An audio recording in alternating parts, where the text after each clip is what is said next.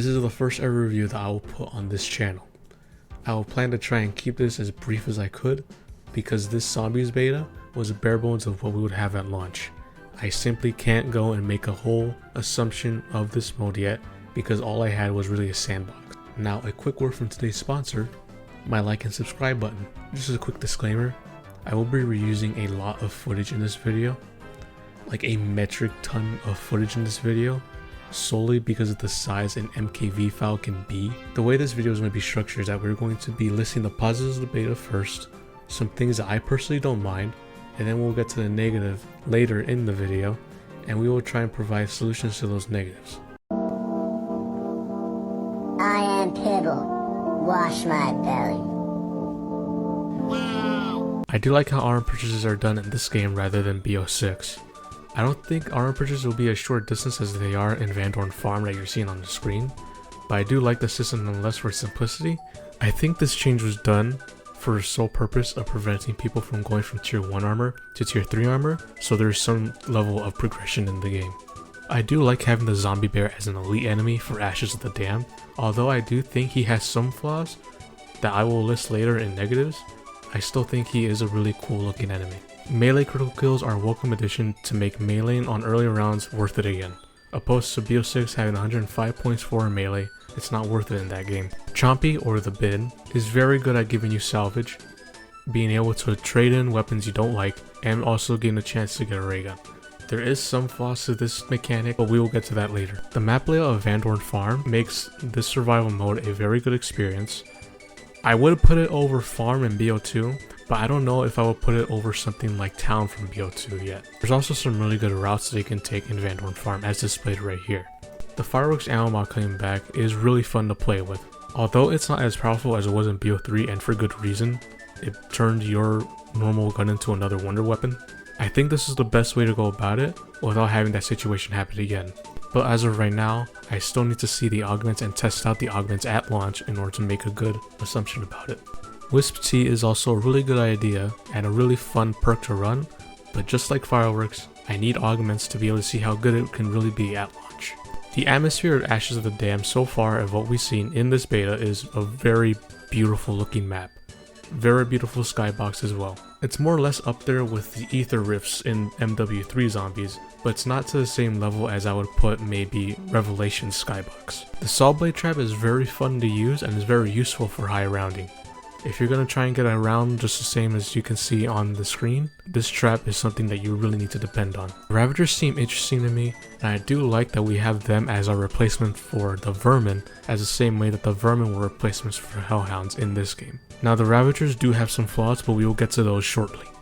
I do like the way the Pack-a-Punch camo looks on this map. I don't think it's in the league of something like Revelation's camos, but I don't think they're anywhere as bad or dull as something like the Frozen Dawn's Pack-a-Punch camo from World War II Zombies. I can't stress how much I am in love with this game's soundtrack so far. I've said it before in some of my gameplay videos that I am such a huge weirdo and such a huge sucker for video game soundtracks. This game so far is no exception to that.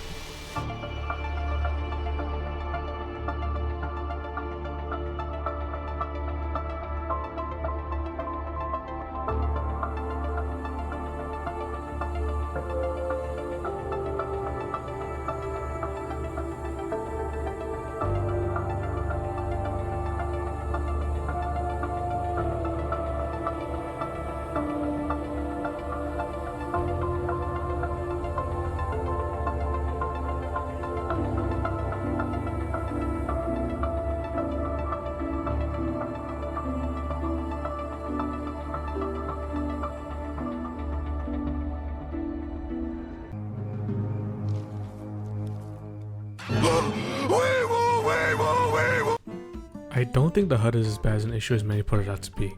There are valid critiques of it just being the multiplayer HUD, which I do completely understand, but my priority with the HUD is how intrusive it could be with normal gameplay.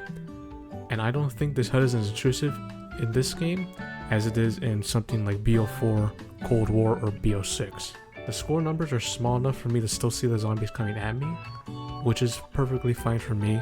I personally don't mind the armor in zombies, especially seeing it in its state in BO7's beta. It was needed for me as much as Jug was, and there are some times where I was in my high round attempt to around 50, where it got deleted in a matter of seconds because of a few Ravagers and a few zombies hitting me from the back.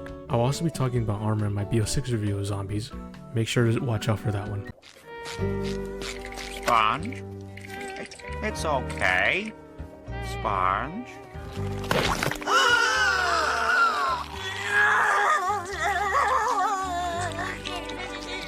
Seeing the Doppelgast return after round 40 was such a huge turnoff for me, seeing it for the 5th consecutive map. I fear this will be the same situations in the main clears being reused for 3 different games, as Cold War, MW3 zombies, and BO6. The zombie bear doing bleed damage after each hit could be frustrating and very annoying to deal with. Enemies delaying your health regen or doing tick damage to you after each hit is such an annoying concept. It hurt Dead of Night when the little malnourished vampires kept running around slapping you and delaying your health regen by like 5 seconds. And something like this should just be removed as a concept in Black Ops Zombies for the sake of avoiding any frustration or animosity towards that map because of a specific enemy's feature. I remember reading a tweet where someone said that gun damage felt good because it was similar to BO1 zombies.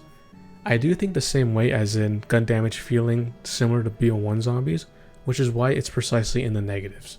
If we were to use that comparison, BO1 weapons on high rounds did complete fuck all to the zombies on high rounds, especially on something like round 50, because if every single weapon poops out extremely quickly, then the guns just won't feel good to use.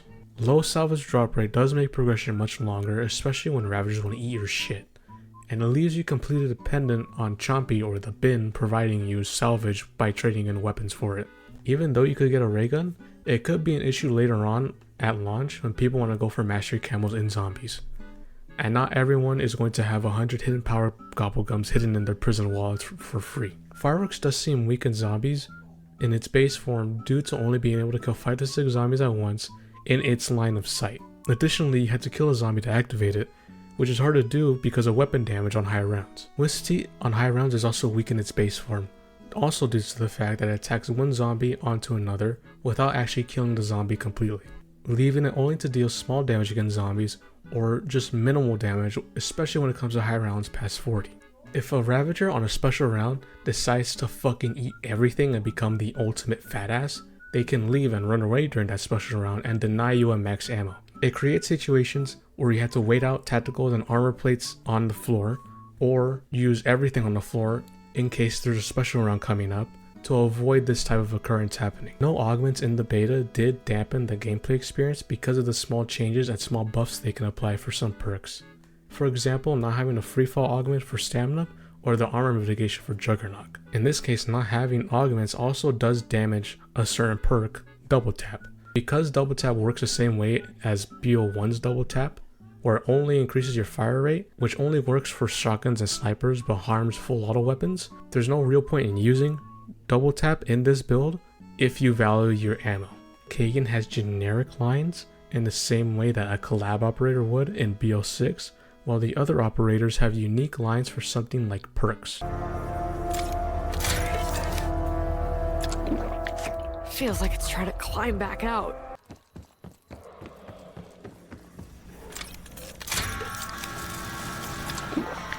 Feels like it's trying to climb back out. Ravager hitboxes can become so small when they're up at your face slapping the ever-living shit out of you and jumping at you like a baby asking for uppies. The pause timer is still 15 minutes. Of course it's depleted in the screenshot I'm showing, but it is still 15 minutes in the game.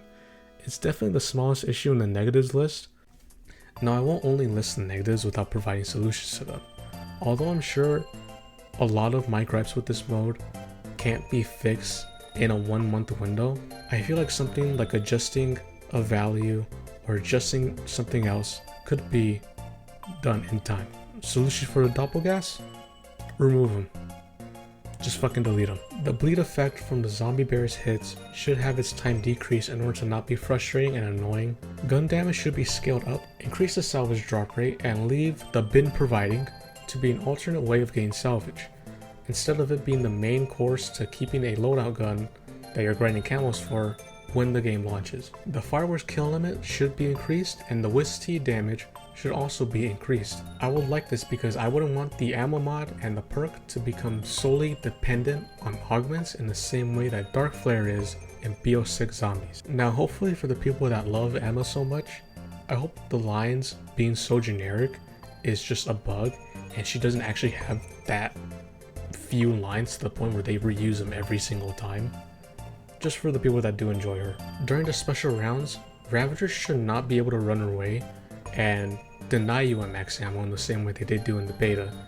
What I think they could do is instead of on special rounds, they eat something and then digest it so that they no longer drop anything in the same way that they don't drop salvage after eating the stun grenade. To avoid any occurrence of going through a whole special round on a higher round and not even getting a max ammo. Now, I hope you guys did enjoy this small review. You could count this as my first big production video, and I did have a lot of fun editing and making the pictures in GIMP that I did use in this video. As soon as this is uploaded, I will be trying to make my multiplayer review alongside this one, and I promise, I swear, that that video will not reuse as much footage as this video did. I will be making normal gameplay videos alongside these big production videos. Like I said in previous videos, I will be making a review on the 3 modes in BO6. Of course, watch out for when those are uploaded. If you do like my content, reviews, and normal gameplay videos, I encourage you to like and subscribe, and I will see you guys later.